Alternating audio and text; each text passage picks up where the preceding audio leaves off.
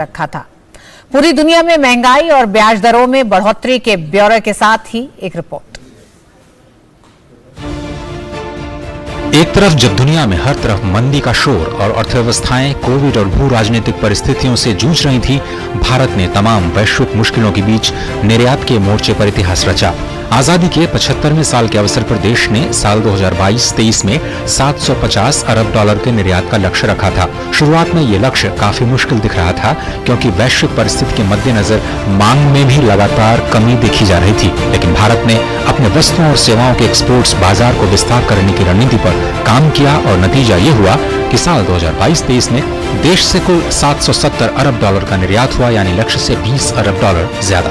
दुनिया में प्रतिकूल हालातों के बावजूद भारत ने निर्यात में एक साल में 94 अरब डॉलर ज्यादा निर्यात दर्ज किया। आपको बताएं कि साल 2021-22 में देश का कुल निर्यात 676 अरब डॉलर के स्तर पर दर्ज किया गया था।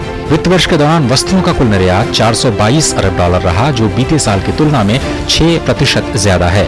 साल 2022-23 में सर्विसेज का एक्सपोर्ट्स भी करीब 14% बढ़ा और ये 323 अरब डॉलर के स्तर पर दर्ज किया गया, जबकि पिछले साल ये 254 अरब डॉलर पर था। पेट्रोलियम निर्यात के मामले में 27% की तेज उछाल दर्ज की गई और इलेक्ट्रॉनिक गुड्स के निर्यात में 8% की बढ़ोतरी।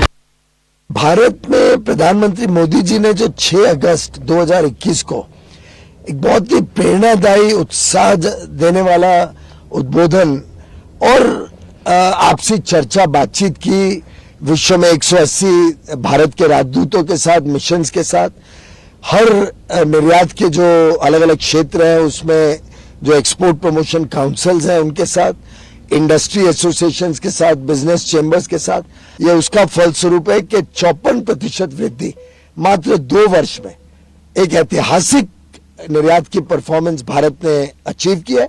पर अभी भी उत्साह बुलंद है और सभी निर्यातकों ने मुझे विश्वास दिलाया कि हम आगे और बढ़ते जाएंगे। मुश्किलों के बावजूद कैसे पकड़ी निर्यात ने रफ्तार?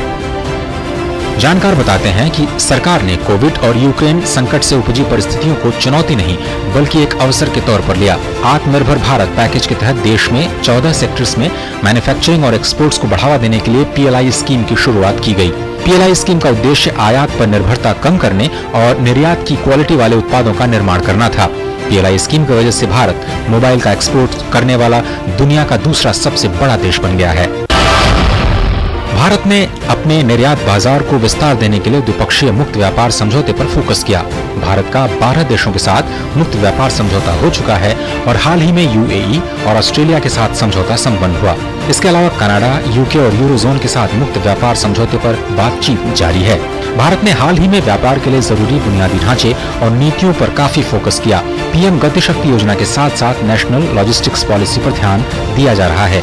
कोशिश है कि देश में सामानों की आवाजाही की लागत को 13 से 15% से कम करके 7.5% के स्तर पर लाया जाए। दरअसल चीन में लेबर कास्ट की बढ़ोतरी की वजह से चीन के उत्पाद वैश्विक बाजार में महंगे हो रहे हैं। यूरोप में भी गैस की कीमतों में बढ़ोतरी से लागत बढ़ रही है। यूरोजोन और चीन को मिला लें तो पूरी दुनिया के कारोबार का 1/3 निर्यात यहीं से होता है और भारत इस पूरे स्पेस में अपनी हिस्सेदारी बढ़ाने को लेकर के उत्सुक है। निर्यात को बढ़ाने को लेकर के आगे की रणनीति। अब देश ने नई एग्जिम पॉलिसी के तहत साल 2030 तक $2 ट्रिलियन के निर्यात का लक्ष्य रखा है और इसके लिए प्रयास शुरू हो चुके हैं। देश में बुनियादी ढांचे के विकास पर 111 लाख करोड़ रुपए के निवेश की योजना के साथ PM गति शक्ति योजना पर काम जारी है। रेलवे में डेडिकेटेड फ्रेट कॉरिडोर के जरिए लॉजिस्टिक्स कॉस्ट को कम करने की कोशिश की जा रही है। 2883 किलोमीटर के DFC प्रोजेक्ट में से 1724 किलोमीटर पर काम हो चुका है और दिल्ली, मुंबई और हावड़ा के बीच आवाजाही को मजबूती मिलेगी। देश में 11 औद्योगिक गलियारों में से 4 पर काम पूरा हो चुका है और 4 परियोजनाओं पर काम विभिन्न चरणों में है। कोविड और दुनिया में जारी भू राजनीतिक परिस्थितियों के बीच भारत की बढ़ती साख भारत के वैश्विक कारोबार के लिए उज्जवल भविष्य की ओर संकेत करती है और कोई आश्चर्य नहीं कि साल 2030 तक $2 ट्रिलियन के निर्यात लक्ष्य को भारत हासिल कर पाए। Ajay Mishra, DD news, Delhi. और वक्त एक छोटे से ब्रेक का है। ये है भुलक्कड़ भास्कर। भास्कर, तुमने मेल तो भेज दी पर रिपोर्ट ही अटैच करना भूल गए। पापा मेरा फुटबॉल मैच तो फुटबॉल में हवा भरवाना भूल गए। आज फिर से गीजर चलाना भूल गए। बहू, वो PNB का नंबर क्या है? 1800 1800। पीएनबी का नया टोल फ्री नंबर 18001800। तुम गुल्लक तो नहीं, पर तुमने हमारे पैसे बचाए हैं। तुम्हारी वजह से ही 5 लाख तक का मुफ्त इलाज हो पाया है। तुम सिर्फ आयुष्मान कार्ड नहीं, हम गरीबों के लिए जीवन कवच हो।